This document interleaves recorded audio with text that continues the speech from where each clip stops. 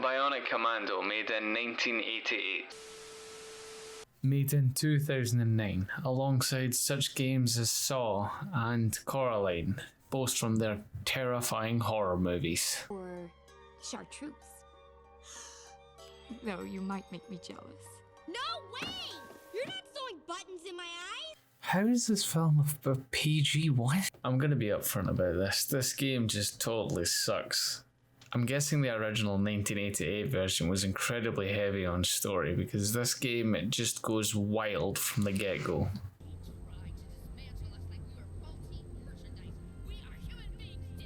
People in this city, what were they? We have a right to fight back.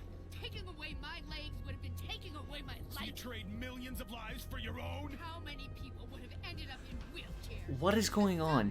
It's stuck in this middle ground of wanting to be taken seriously as a dark military shooter about a man doing his job betrayed by his own government and forced to be a killing dog. But at the same time, every time he kills someone, he hits out with a That must have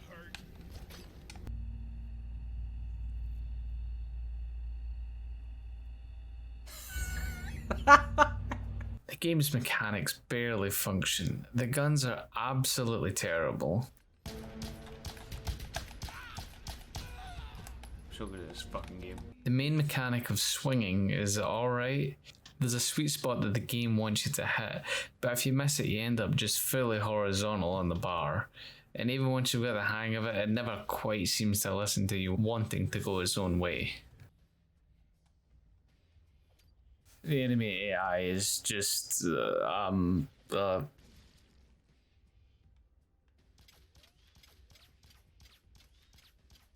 But despite all of its very obvious flaws, I still goddamn love this game. I had an absolute blast playing this again. It's a real guilty pleasure. Everything in this game is over the top and downright cartoony, with the story being the most ridiculous thing of all. If you're the kind of person who enjoys some cheesiness, you'll really enjoy this. We're sending you into the city to scout the area and help us track down those responsible. Are you Wilhelm? I've mentioned it enough times, so let's get into the story. We begin with our main character. Let's call him BC, because his actual name of Nathan Spencer is way too cliche. We find ourselves being let out of prison, unsure of why BC is there. Then we find out he's just batshit crazy. I stopped the execution. You put me in prison in the first place. I followed your orders. BC then gets stuffed into a missile and fired towards a building, which should kill him instantly.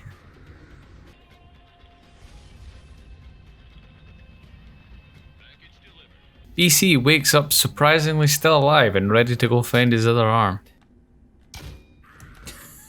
Jesus Christ, I'm sorry. BC finds his other arm and, just go ahead and jam it right in there. I don't really know what could go wrong. BC wakes up and surprisingly is still alive again, even though we're just in a building absolutely full of dudes. I'm the hostile. It was very unepic for that music. We leave the building and, well, we just kind of follow the marker the game tells us. The guy we strangled at the start occasionally talks to us and gives us orders, but we just follow the green dot. Is that a monorail car? Oh, fuck you, dude. Oh, I'm so strong. It's me. It's me. Oh my god. That is until we find the big bad guy and end up at that nonsense scene from earlier. You deserve a chair, Mag. But the one I'm thinking of doesn't have wheels. No! That's like getting hit with a billboard! It's in this cutscene that we're introduced to the main villain, Groider. BC has already defeated him once before, but he is now being kept alive by biotics from the neck down. He believes that bionics are superior to regular human beings and that human beings should all be culled and replaced. So he decides to build a giant crab and destroy a city, because, that's just what you would do, isn't it? Now BC has his main objective, to kill Groider and to stop that crab. We do this, of course, by wandering through destroyed cities, going through forests, yeeting people, trying to kill yourself, the usual. We do find out later that Groider is after a thing. I don't know what the thing is, but Groider nearly crashed my game trying to get said thing, so it must have been important to him. I think this is gonna crash. Did it crash? We make it to the room that the thing is being held in, and we have to fight dudes for what feels like an eternity. We finally get the thing and we start to head back home, when it turns out that Groider also had a giant worm working for him.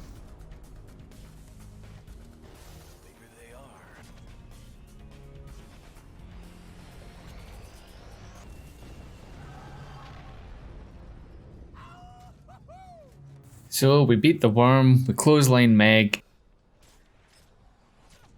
What a dumbass, dude. And then we head back to, I never told you his name. We head back to the guy from the beginning, who, and it turns out he double crossed us and is now on Groider's side.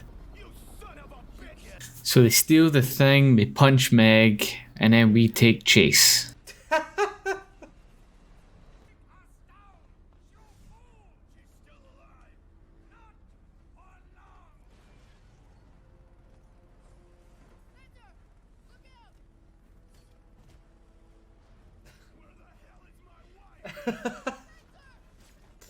We managed to get Meg back, but we fall and should definitely die this time.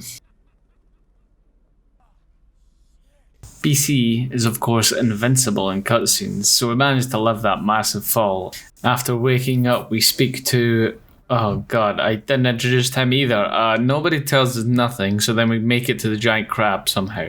I am on the crab. Honestly, in the game, you just go onto a lift and you're on the crab.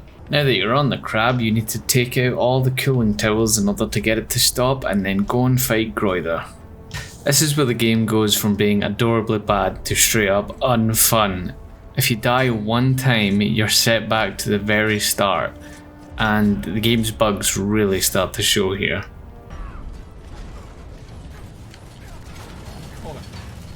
Why me?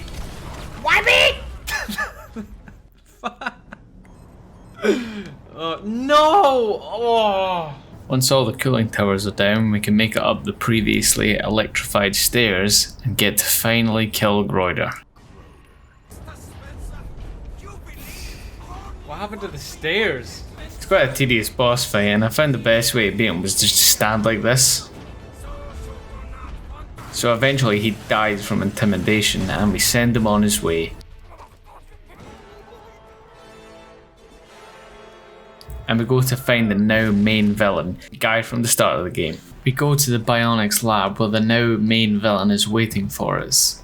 It's in here that we discover the biggest secret of all. It turns out your missing wife was your arm the whole time. It's okay. I'll always be by your side. Holy shit!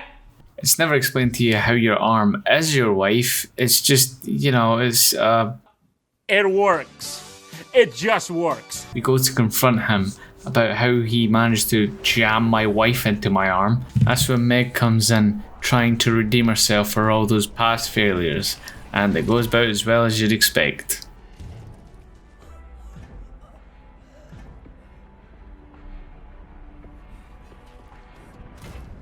BC, devastated by this, gives respect to her.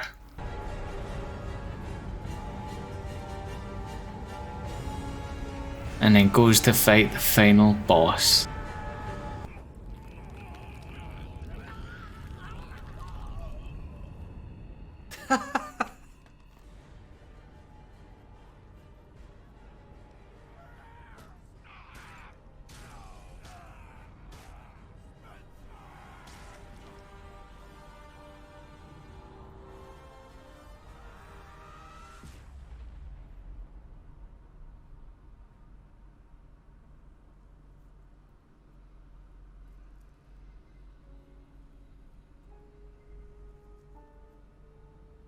It's hard to get anyone interested in a game like Bionic Commando.